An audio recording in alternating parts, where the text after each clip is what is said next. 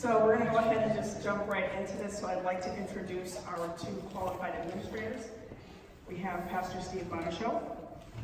He is a pastor at Living Joy Lutheran Church in Prior Lake, a Luther Seminary and Gustavus grad. Go Gusty.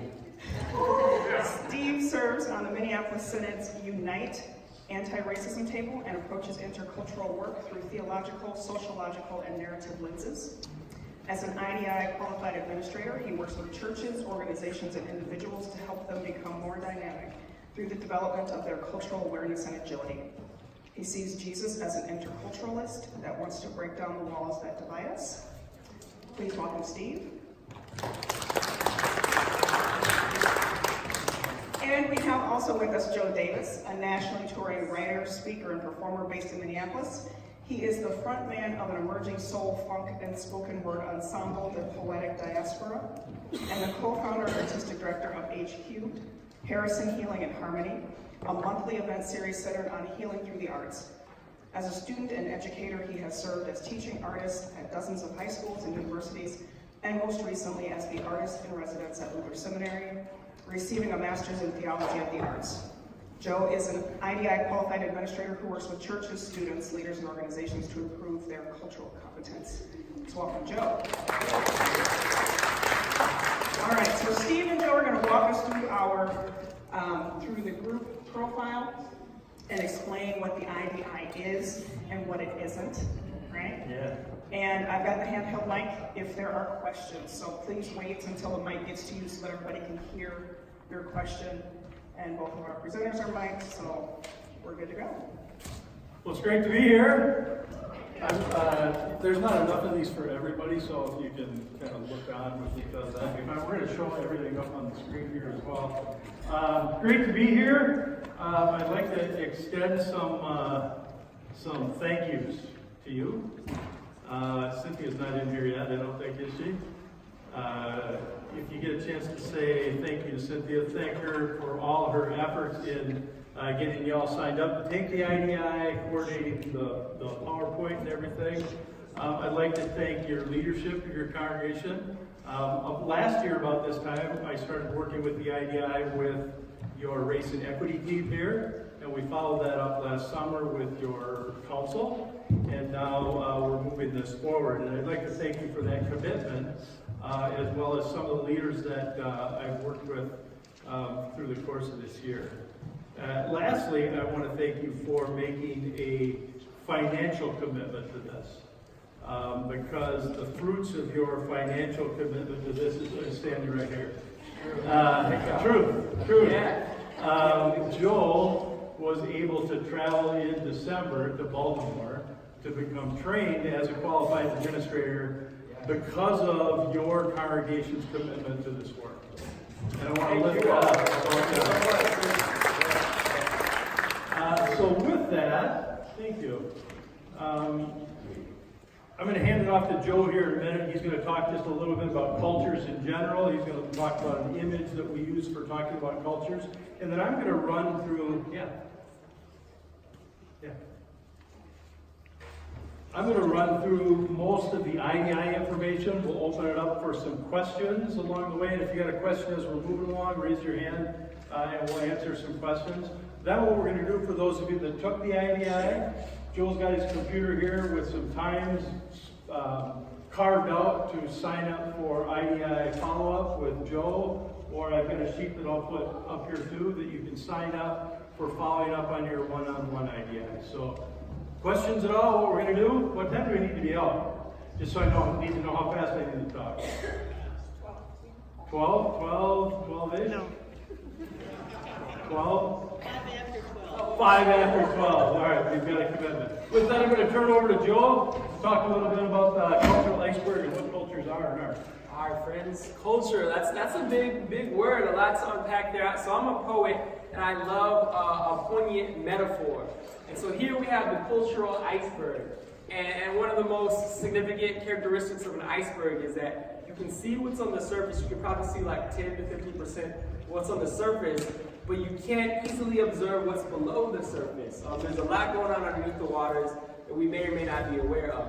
And so here, this is a helpful analogy for the cultural iceberg. So I'm not sure how closely you can gauge and see what's on the top of the iceberg here.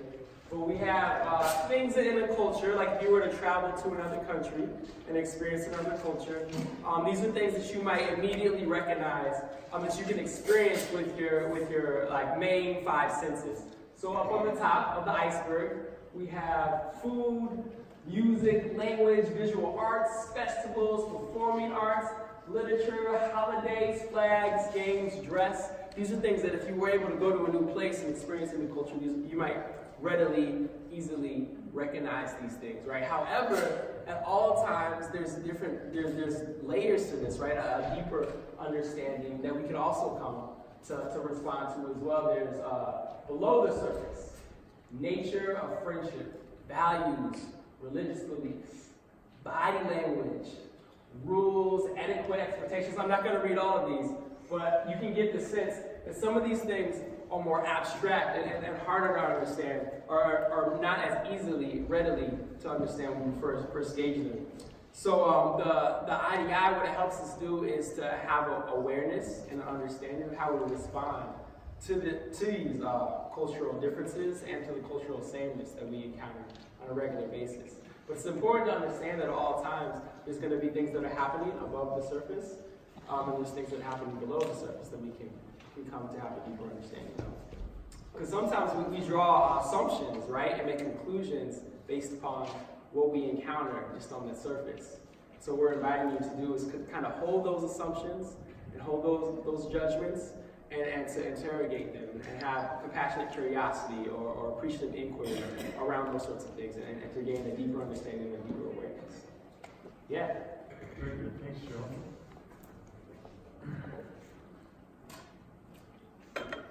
So what's the IDI?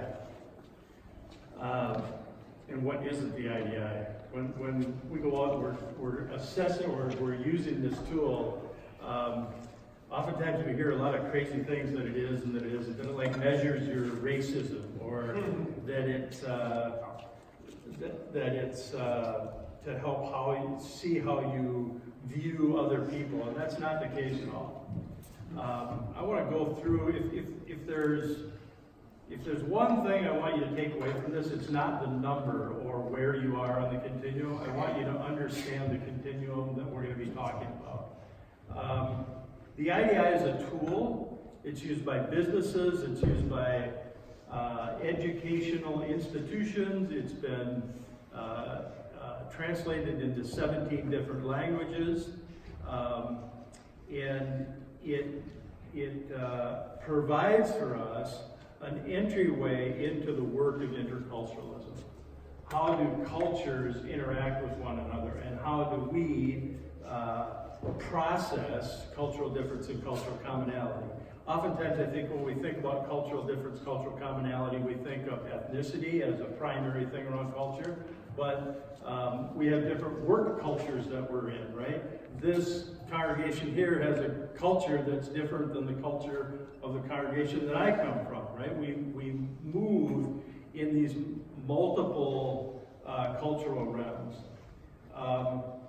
I think that interculturalism is one of the most profound things we do as Christians, or that we're called to do as Christians.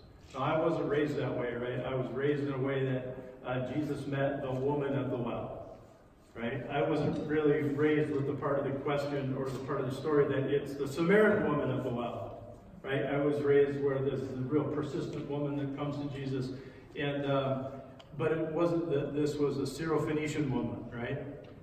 We all know the story of the Good Samaritan, right?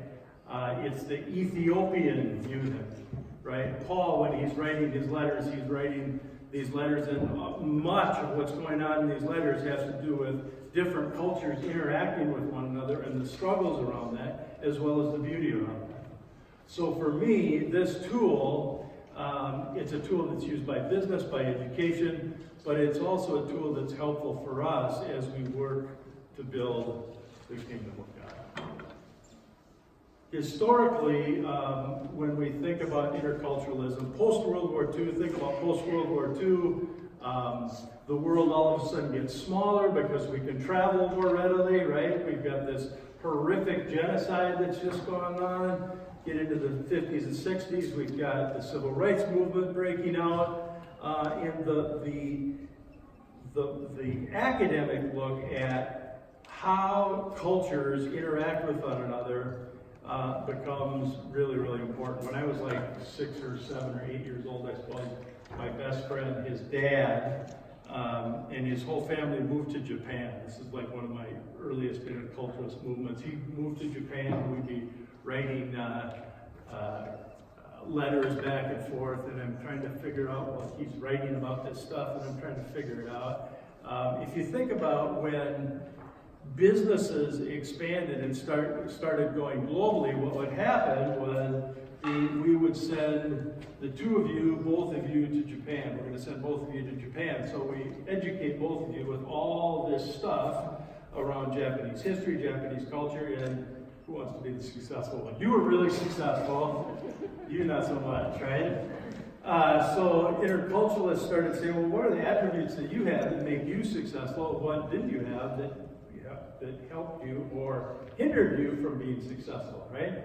So they came up with all these lists of, well, these are the things that will make you successful. These are the things, so that now, when we're 3M, we're going to send somebody abroad. We can give you an evaluation to see who's going to be successful interculturally. Follow me? What's going on? All right, so that's kind of the understanding around interculturalism until the late 80s. And in the late 80s, there were a couple of sociologists here at the University of Minnesota, actually, that developed a theory called the developmental model of intercultural sensitivity. And this is what happened. They were working with a variety of different students from all over the world, foreign exchange students, and they were interested in how different people interact around cultural difference and cultural commonality. So they did what social scientists do. They started to observe, and they started to see patterns of behavior, patterns of communication around how people processed cultural difference and cultural commonality. So one of the students that maybe they saw would have just had an opinion about cultural difference and cultural commonality that went something like this. I'm here to study economics. I have no desire to even look at any of this, right? Just a pushing off of this isn't, there's just nothing here for me. Another student may have had a disposition towards cultural difference and cultural commonality that went something like this. My culture is really invested in the collective good that we share. And I'm not so sure about this U.S. culture with all this individualism, right? Or that could be flipped the other way, right? The person could say, we're so focused on the collective, we miss out on the individual, right? Another student maybe would have looked at cultural difference and cultural commonality and said something like this. When we start talking about cultural difference and cultural commonality and things that are the same, there's always conflict, right? So let's focus on the things that are important to all of us. Let's focus on, we all just want respect, so let's make sure we all respect each other. We all care about our kids, so let's make sure that we all lift up our children as an important piece of this. Another student may have said something like, I went into the cafeteria, I have diet restrictions because of my culture, and nobody ever understands what's in the food, right? And I go and I ask, and nobody knows, but, it's too big of a deal for me to go and try to change this whole situation, right? So I'm just going to move myself on. Another student may have said, what is amazing? You come from a culture that is different than my culture, been around forever and ever. You came from a culture that says the squeaky wheel gets the grease, right? and you grew up with an understanding about when we get together, we're trying to get a project, let's say we're going to do a project together, we're in a small group together, that the way that we're successful in doing a project together is we all need to speak up, right? We all need to weigh in, and as each of us weigh in, that's going to give us a good outcome out of the group, right? But what's amazing is Joel comes from a culture that's not about the squeaky wheel gets the grease, but Joel comes from a culture that says the loudest duck gets shot, right? And in the culture that Joel comes from, if we're going to sit down and we're going to do a meeting within Joel's cultural framing, right, everyone is supposed to listen really, really deeply. And when the leader calls on us, then we weigh in, right? So you have one particular way of doing a meeting, right, that gets great outcomes. Joel's culture is a different way of doing a meeting, gets great outcomes, right? That's fascinating, right? Maybe one of the students would have said something like that. Another student may have said, you've got two different cultural frameworks, one here, one here. When we're in this cultural framework, we behave in this way, we follow those norms. When we're in this culture, we follow this way. This isn't that complicated, people, right? We just adapt to the situation that we're in. So as the Bennetts, this couple that were developing this theory, they looked at these different ways that students were interacting around cultural difference and cultural commonality, and they said, well, are these typographies? Are they types? And what they discovered was that they weren't types, but they were places, positions on a developmental continuum. So what they learned was that this is a developmental process, and as we move on this developmental continuum, we're processing in a different way. Make sense? Following so far? All right. We're going to move through a couple slides here kind of quick. If this is developmental, it's also experiential. So it depends on the experiences that we have. Who took the IDI here? Most people in here?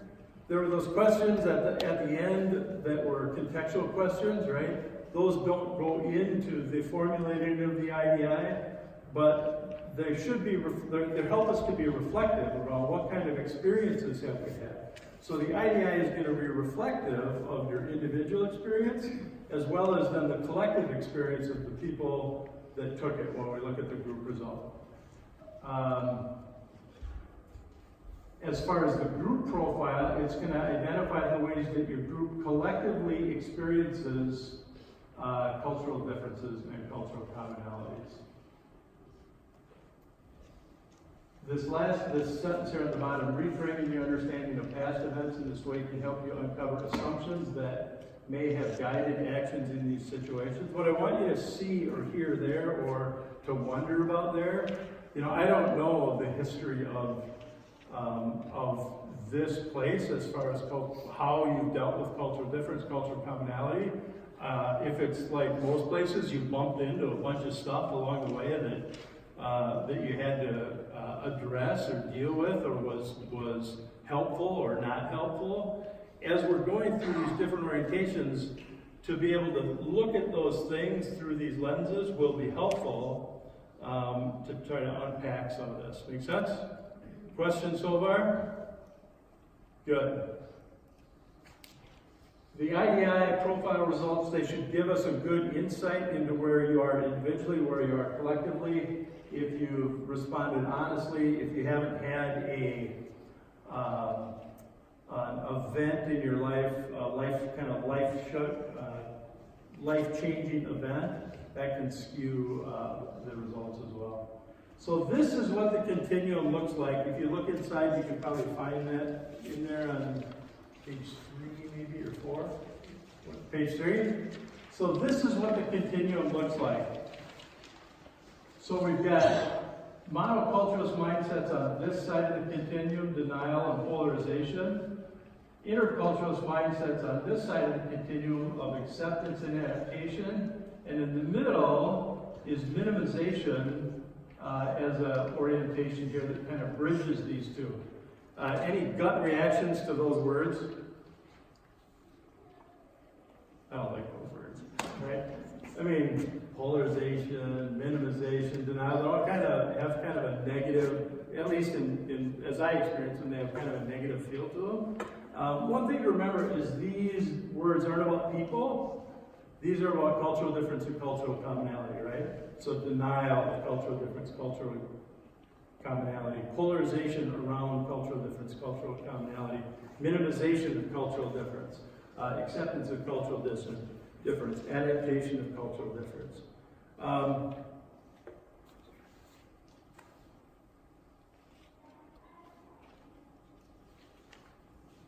One second, excuse me.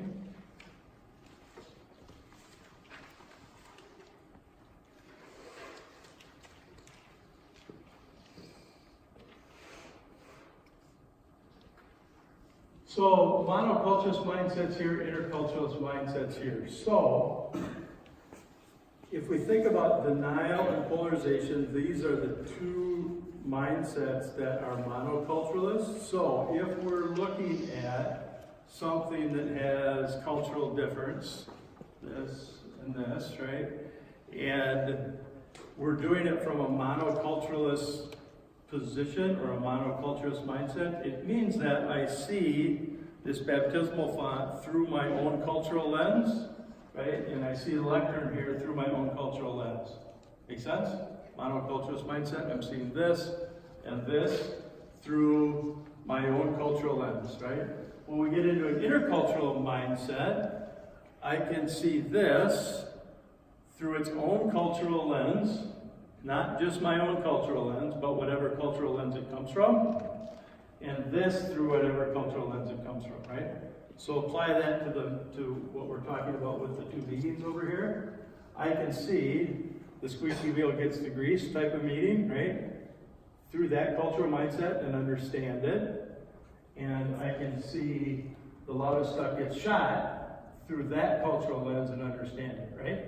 If I am, let's say someone is, operating out of a monoculturalist mindset, and they look at this understanding of a meeting, right, and this understanding of a meeting, what do you think is going to be the situation?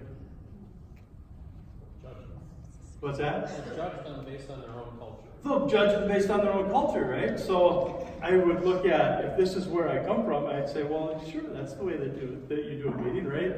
And I would look at this and I go, that's kind of weird, right? Or it could be framed the other way, right? If this is my cultural lens, I can look at it, oh yeah, this is the way we're doing. Oh, that's kind of weird, right? You see that?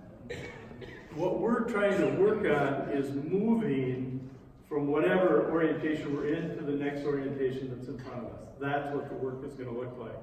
Let's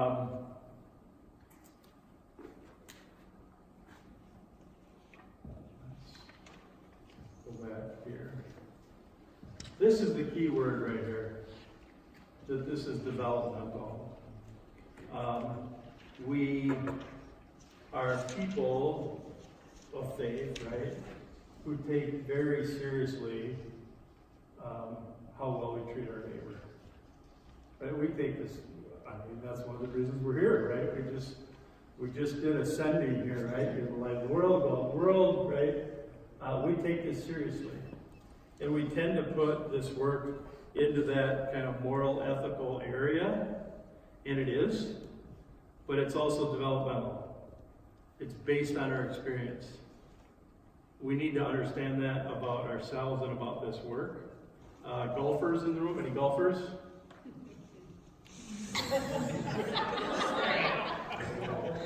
Couple? Any skiers? Skiers?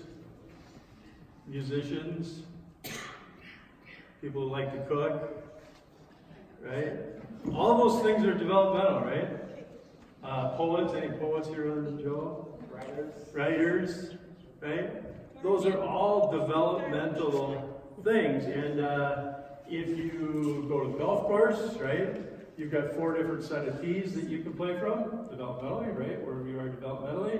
If you're going skiing, what do you have? Right? Black diamonds, right, you get different, bunny hill, right, that's a developmental thing. Cooking, playing a musical instrument, right, all of those are developmental things, and we can easily understand those as developmental things. When it gets to this, for some reason, it's really hard for people to see this as developmental work. Yes, I see some people that have taken the IDI going, yes, this is the case, right? This is developmental work. So what we're trying to do with the IDI, all the IDI is, right, is this.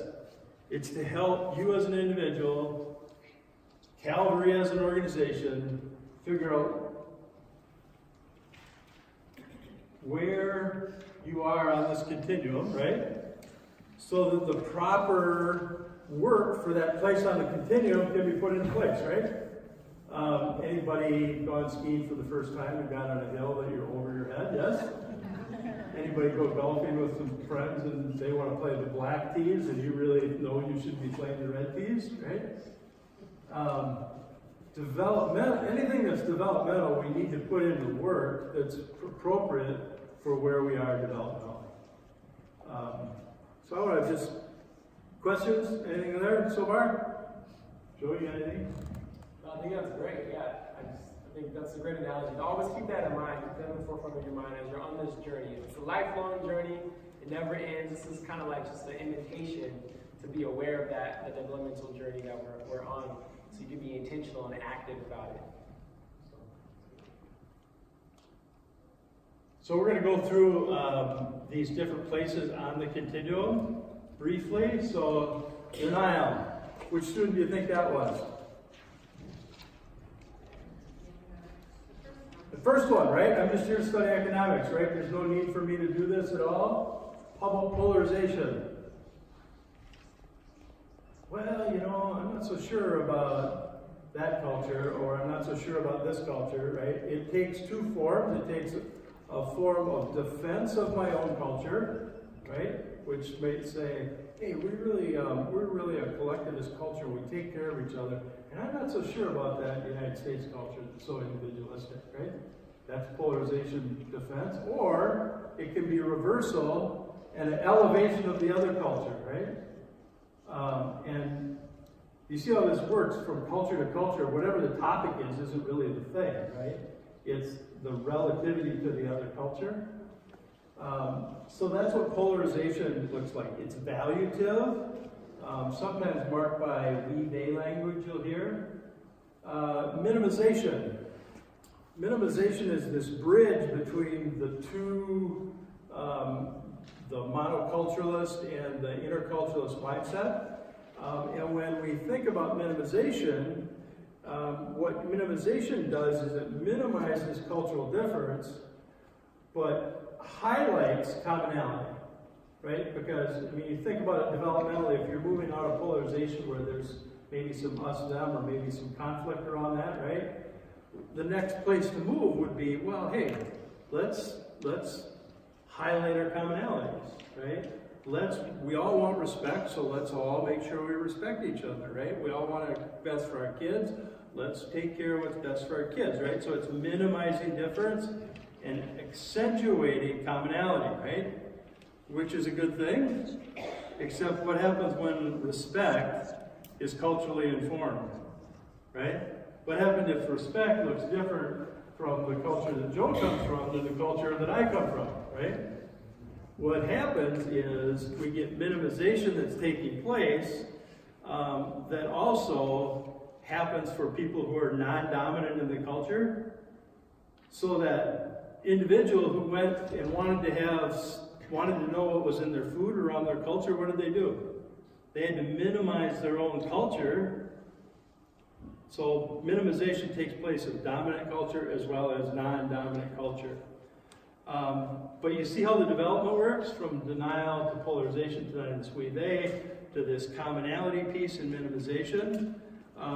When we move into acceptance, this is an orientation that recognizes and appreciates patterns of cultural difference and commonality in one's own and other culture, right? So when we get into this place of acceptance, that means that one way of doing a small group, another way of doing a small group, that's really interesting. It's also really, really important. So there's an acceptance that this reality of two different ways of framing values and two different ways of framing norms, at least two, right, I've got an understanding of both of them. That's what acceptance looks like. Adaptation is at the highest end of the continuum, and it understands that there are these two different frames of operating out of, and it manifests itself in an individual's ability to move within two different cultural frameworks, right? So I can, if this were the case, I could go into this setting for a meeting, and I'd be able to navigate just fine in this situation of the meeting. I could go into this situation of a meeting, right, and change my behavior, adapt my behavior to the cultural reality here. Also, if I have people from this framing of how to do a meeting and this framing of how to do the meeting, I can come together and start to navigate how to do that. Make sense? This is where we want to head, right? Is towards adaptation. So when we look at the IDI results, cultural disengagement is not a part of the continuum, but cultural disengagement, the IDI measures cultural disengagement, which is a sense of disconnection from one's own culture. So it's not a part of the continuum, but it is something the IDI measures, and we can talk more about that on one-on-one. So the IDI is going to measure a few different things. It's going to measure where we perceive ourselves to be on this continuum, where the IDI measures like where do I think I'm operating out of, right? What's my perceived orientation of how I'm processing? It's also going to measure the developmental orientation, which is where we're actually processing out of. And there's going to be a gap between those two that's called an orientation gap. And if you think about this, right, think about anything else that you're doing developmentally, golfers there, yes? Well, I can play those blue tees or those black tees when, if the golf pro came by and said, hey, you might want to move up to those yellows, right? Yes? So there's this gap between the two, called the orientation gap. There are also, the IDI will measure trailing orientations. So what a trailing orientation is an orientation that is behind us on the continuum, that around a certain subject, a certain topic with certain stressors, we may operate out of a place that's behind us, right? So if generally I operate out of this place of commonality, common principles, this is where I operate, how I navigate cultural difference, there might be a subject or a stressor that comes up and I operate out of polarization, right? Either defensive of my own culture or elevating of the other culture, right? Or maybe I operate most of the time out of acceptance, and I know that there's two different frames going on, but sometimes with some things, I operate out of this place of generalities and principles, right? Make sense? See how trailing orientation works? As we move farther this way, right, as we do the work, we start moving this way, the trailing orientation will fall off, or it will move into the next orientation in front of us. And cultural disengagement as well. So, all of that to get to here, which is the results for you collectively. So you can see right here, oops, wrong button. The perceived orientation is 124.03, which is right here in acceptance. The development orientation is right here in minimization, just on this side of 100 in minimization. Thoughts on that? How does that feel? What are your thoughts? Probably accurate. Probably accurate. I hear probably accurate. I see a lot of head nodding, yes? Other thoughts? Anybody surprised? Not surprised? Let me tell you a little bit about how we do the work and what happens when we do the work, right? This is what will happen. We're going to sit down with each of you. We're going to come up with a plan for you. We'll tell you where you are individually, what the work is for that particular place on the continuum. this is what's going to happen. If you as an individual, you as a group put the work in, you're going to figure out that, wow, there's more to this than I actually realized, right? So your perceived orientation is going to move this way, right? Your development orientation is going to move this way as well. They're going to get closer together, right? Because you're more self-aware. And if there's trailing orientations back here, they'll fall off. Make sense? Developmentally, just from what you know? Very good. This is a significant, couple other things just to see on here. The range here you see is 15, the range here is 15, the range here from 85 to 115 is 30, right? 15 and 15. Any statistics, folks? What does that look like? That's a bell graph, right? So what that would look like, right, is the biggest portion, right, in that middle in minimization. Most organizations, when they start this process, start on minimization. Can I ask you a question? Yeah. Can you say more about this trailing orientation? I totally don't get that. Yeah. So, let's say you're in acceptance and you have a familiarity enough around these two different cultures, right? So you've got a kind of working framework for the two of them. And particularly you've got a good one on meetings, right? And how these two cultures frame how to do a meeting, right? But maybe there's other stuff below the iceberg between these two cultures that you don't understand. And the way that you navigate then, because you don't understand the framing as well, is you operate out of a place behind yourself, right? So if you're in acceptance, you understand these two. Now you're operating out of a place behind yourself, developmentally, right? And the way that you default, the way that you're navigating that is through commonality, through principles. That make sense? And you can see how that works all the way up and down the continuum, so that you may be operating out of the place, out of minimization, right? Operating out of this place of commonality, but in some subjects, you may operate behind and this is the case for you all, right? Operate behind yourself, right? Out of a place of polarization reversal, which is the elevation of the other culture. Make sense? One way I say it sometimes it's like a tail, like a dog's tail or something that's wagging back there. And sometimes that'll come up when there's like a situation of stress or just occasionally there's those times when it'll pop up. That's not your normal place, your orientation of operating. It's not, but it will come up every now and then in certain situations. And then as you develop, that tail will wag less or it will even fall off completely. The more that you develop. Really good. Yeah.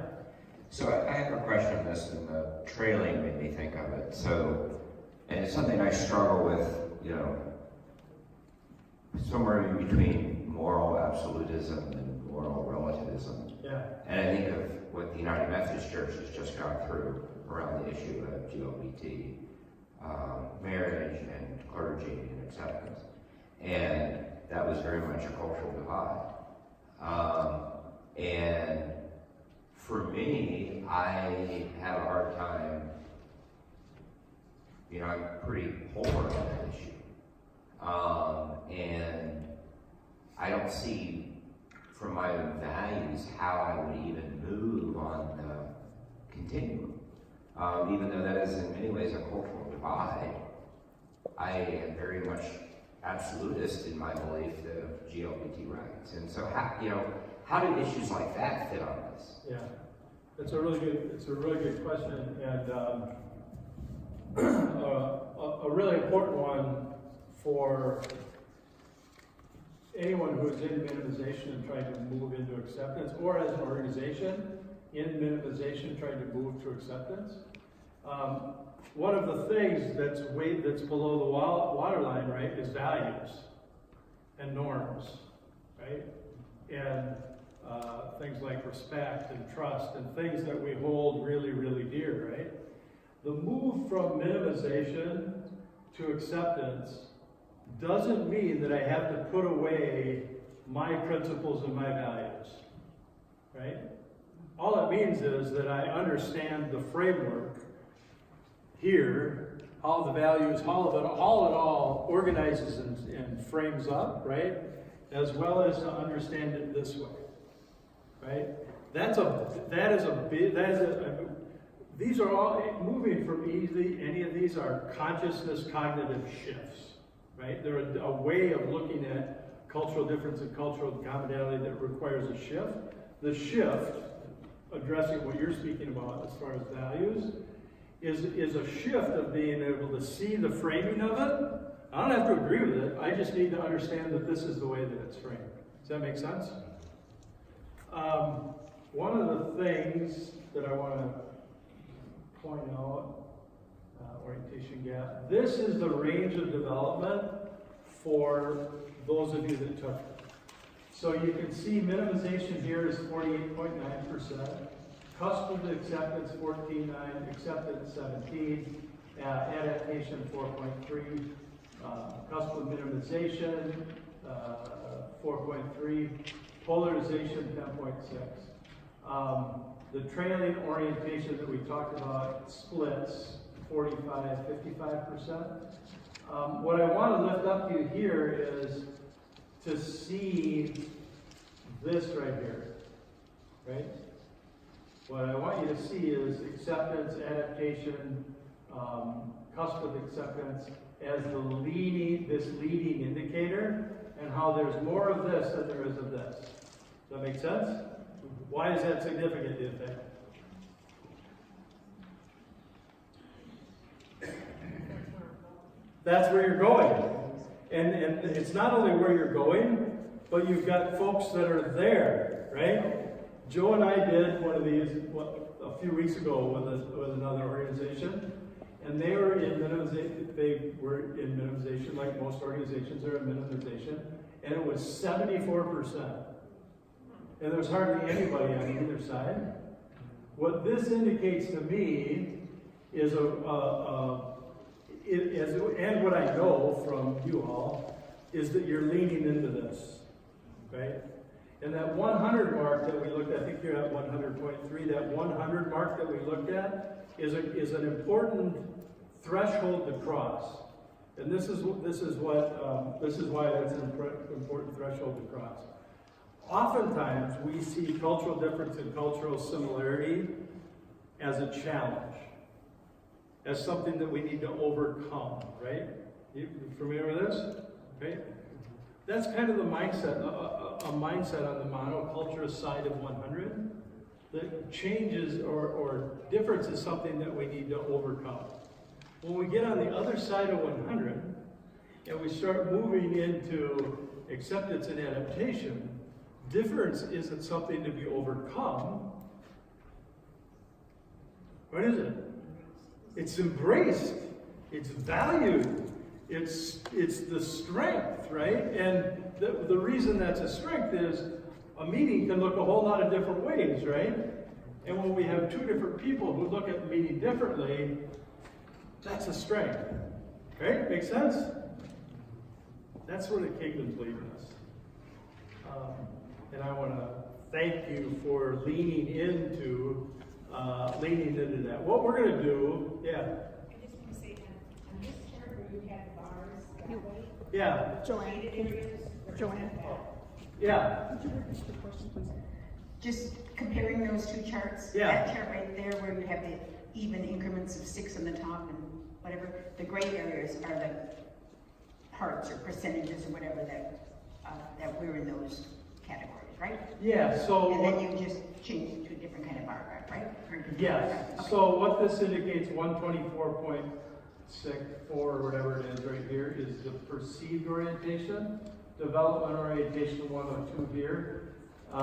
These little colored bars here, that's a cusp. When it talks about a cusp here, that means that you've got a foot into that orientation, so you're kind of operating in both. Okay, so that information really just was transferred into another form of a graph with the one you just showed us. Correct. Yeah, all it did was take this and put it into the demographic of it. That's the trailing orientation. So what that indicates is around some subjects. The tail, as Joe described it, right, may operate with a valuative look on other cultures with the reversal, with the elevation of the other cultures. Does that make sense? Does that feel? One of the things that when we sit down one-on-one with this, that I'm going to ask you to do when you get your individual results, like try it on, right? Does that feel right? Right? Everything you try on doesn't always feel right? Right? Does it fit? Right? But we want to be able to try it on. Leading orientations. So this is really, really important that when we get to doing your individual reviews, this is going to be really important, because if minimization is this place that we operate out of, stressing the commonalities, right, as an organization, we want to understand what acceptance and adaptation looks like, because that's what we're trying to lean into. Does that make sense? So the way that the work is going to work is like this. Try on minimization it will help you unpack that a little bit, what more that looks like. Yeah, I guess that I kind of navigate, if that's where you are, right? Yeah, I guess that's kind of how I navigate cultural difference, cultural commonality. Acceptance is the one that I'm trying to lean into. We want you to understand that, so that we can take intercultural experiences, put them through those two lenses in order to move forward. Does that make sense for the plan moving forward? Good. We're at 8 minutes after. Sorry. It's a lot to get done. I'm still here though. Thanks for hanging in. Yeah? Questions? I have a question. Yes. Could you talk about minimization? So you talked about minimization will show up differently for dominant culture Yeah. than for non-dominant culture. Can you Right. talk just a little bit about what that means for non-dominant culture? Yeah. How minimization shows up? Yeah. So, if stressing the commonality is what minimization looks like, right? And we're stressing the commonality in a dominant culture, what happens to a non-dominant culture, cultural difference that matters? Disappear, right? It doesn't get value, right? So,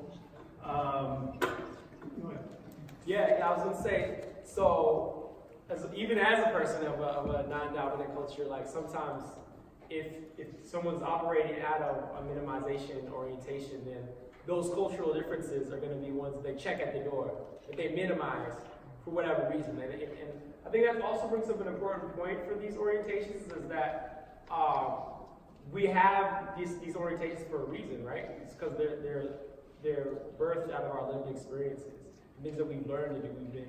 It could be for protective reasons or for reasons to learn how to respond and navigate in the world. And so, yeah, with the difference between that would be that in minimization, people of a non-dominant culture will sometimes they will minimize those differences in order to going along to getting along is what it's called sometimes. And I would like to say that being a little more explicit about that is it's about survival. Right. Yeah. When I said protective, yeah, exactly. It can be about survival as well. And any of these orientations can be because it can serve that purpose, right? I think that's one thing when we talk about not having that value placement on it, like saying that it's good or bad, whatever place you are. It's like we're at these orientations because that's from our lived experience. We've learned to operate in that way, and you can't blame someone. It's not about guilt, blame, or shame. It's about learning where you are and why you're that way and how to continue to grow and develop from that place. So, yeah.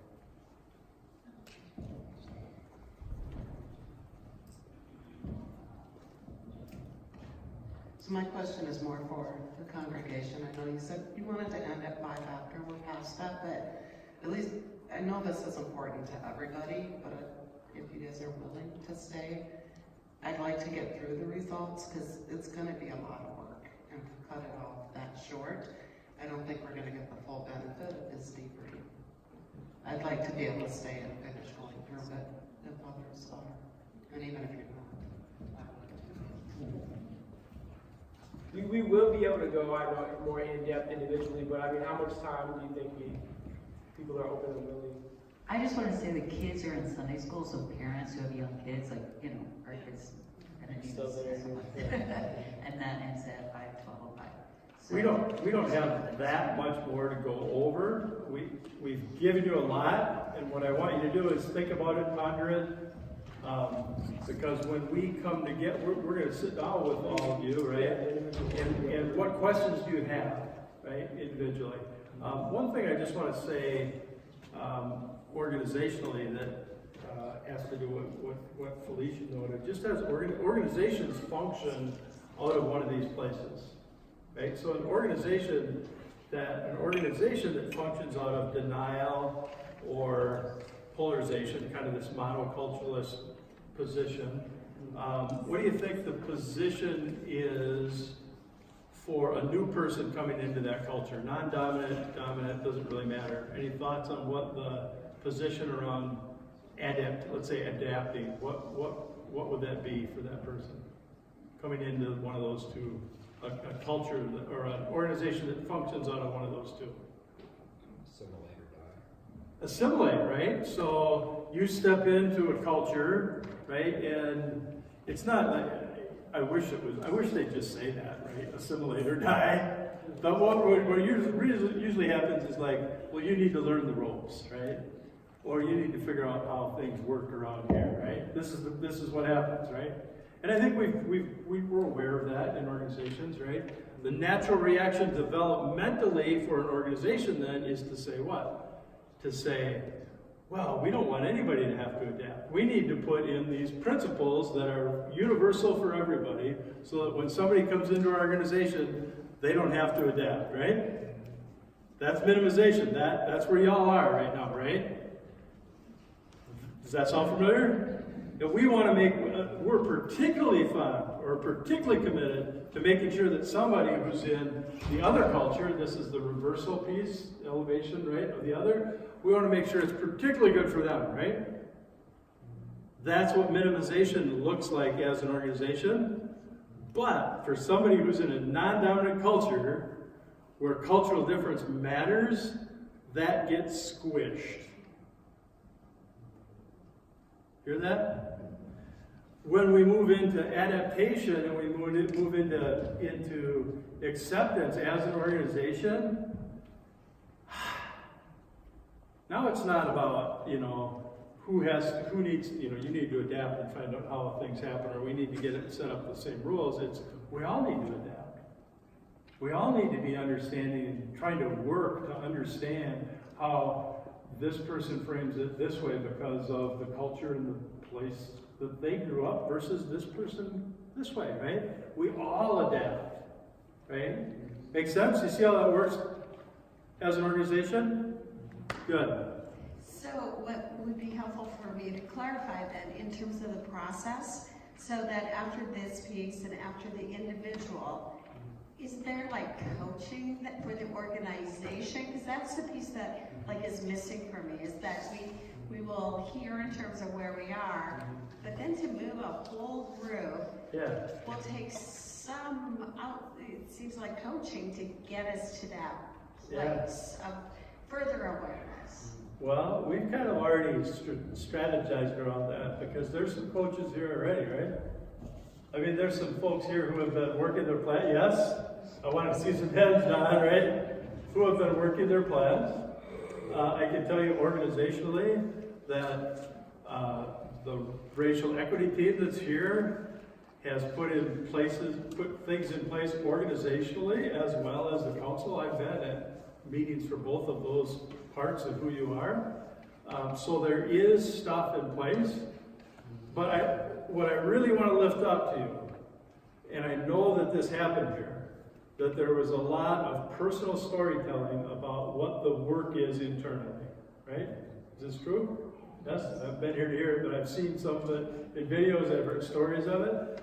That is the important thing for the organization moving forward, is that everybody's committed to doing the internal work, because if those of you in this room, 48 or 52 or however many took it, if you put the work in and you move one orientation, what's that going to look like? Everything's going to shift. And the cognitive way that y'all are functioning around difference and commonality will shift as a group. This is why understanding it to be developmental is so important. Because what happens? You've probably been in these in work situations, right? Well, we're going to do some intercultural training. We're going to do I see people laughing, right? We're going to do this thing. And then all of these people are coming at it from different places on the continuum. And what happens? People are talking over each other. They don't understand. There's frustration. And the frustration comes because we all know it's really, really important. So what we want to do is make sure you know what your work is so that you can do your work. Okay? Other questions? I'm really excited for you guys. Steve? Yeah. I just wanted to say that, to Deb's question, that the race equity team has been talking about different ways, because we can't really afford to have coaches walk with you individually along your individual journey. We've been talking about ways to make that work for us as a congregation. We have some ideas of things we'll do once this is over. We're also thinking about a grant that we might apply for that would bring in perhaps a coach that could help us as a group. But we are thinking about having activities for people to work on their intercultural development plans together as a group, where you can kind of debrief and talk about it in small groups, maybe groups of 2, groups of 5, who knows. And we're also really open to your ideas of like, well, once you see your individual development plan, and they'll give you all kinds of ideas of things you could do individually to help move toward the next level. What could we do together, given our resources in the city and given, what we want to do on our plan? So we have to do this work together. Race Equity's done this and is really eager to help lead, but we need the collaboration of the entire congregation and group that's here. And next Sunday, we have the first of, 4 different sessions, 3 different sessions that will be focused on the IDI. So we'll have adult ed starting next week, and I think then 2 weeks later, and then the last weekend of March, where you can come and continue to work your plan with others.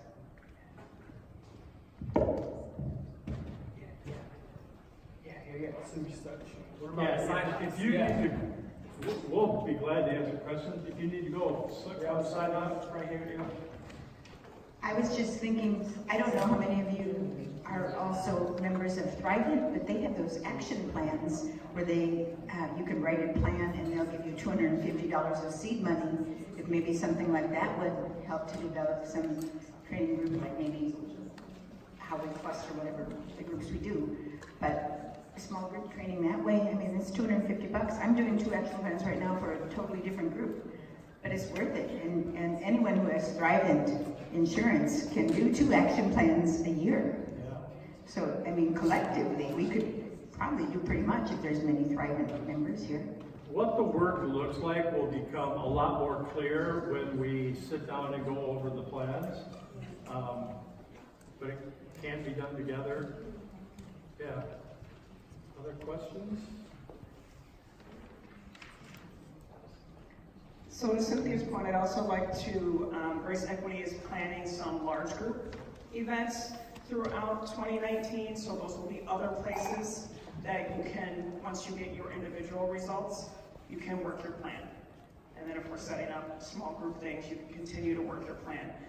One thing I'd also like to say is no one has to share where you're at on the continuum if you don't want to. That is completely up to you if you want to share that with folks. So part of the reason I asked for clarification on the minimization is because that is where I'm at, but it means something different for me as a person of a non-dominant group to be in minimization. And so my work around that is a lot different potentially than someone who's in a dominant group in minimization. We come from a culture that really puts value on performance and numbers and everything. Yes, familiar with this? Here's the deal. by the time we get done with your one-on-ones, your score, if you want to look at it that way, will be 99.9, right? Because you will be in the 99th percentile by virtue of knowing where you are and what your work is, right? Right? So don't get hung up, either group-wise or individual-wise, where you are. When you're done, you're going to know where you are and what your work is, which will put you into the 99th percentile. That make sense? I just had one quick question about the perceived orientation. I didn't understand, did that come out of our responses too? Like there's a way that it measures where we think we are versus where we really are? Yeah. I'm not that familiar with psychometric testing like this, but I can tell you the way that I was kind of like, well, how does this do this? And we answered 50 questions and it gave us all these different indices.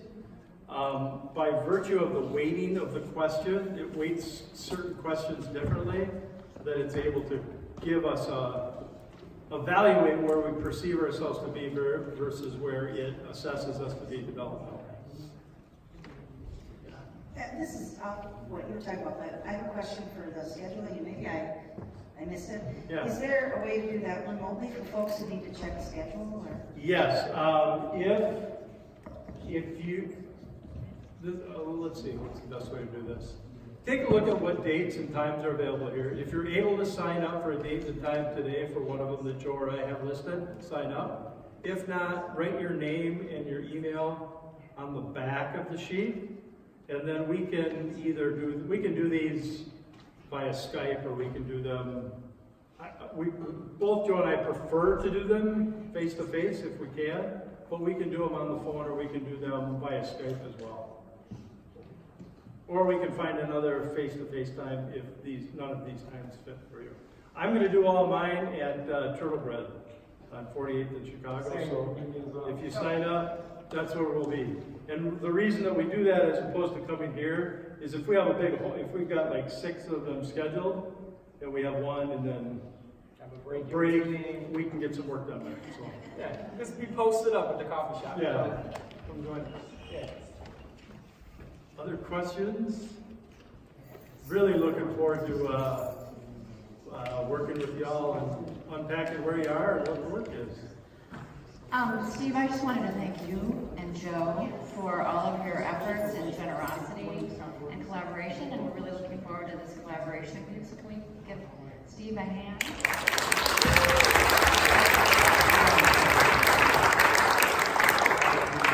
And I also just wanted to stress a couple of things that are logistical. There's some people in the room, or some people that had signed up, I don't know if you said this at the beginning, I was out in the narthex, who signed up and didn't get a chance to take the test. We had 48 of 52 people take it. So there are 4 people who didn't take it yet. If that's you, that's okay. You just aren't in this group result, but you can still take the test. That means the assessment inventory. And the other thing is that we only made 25 copies of this printout. I'm going to email anyone who wants their own copy to have. Or would it be better if I just emailed everybody? Email everyone. Okay, I'll email everybody a copy of that so you can have your own copy of the group results. We just wanted to save paper and didn't expect this wonderful turnout, so that's great. And Could we have the picture of the iceberg? I think that was really, should I send the slides as well? Yeah, I'll do that. send the slides as well. Yep. just the iceberg. Okay. Yeah, and then what will happen when we set up your one-on-ones, we will email you a copy of your individual profile, which will look a lot like this, as well as the plan.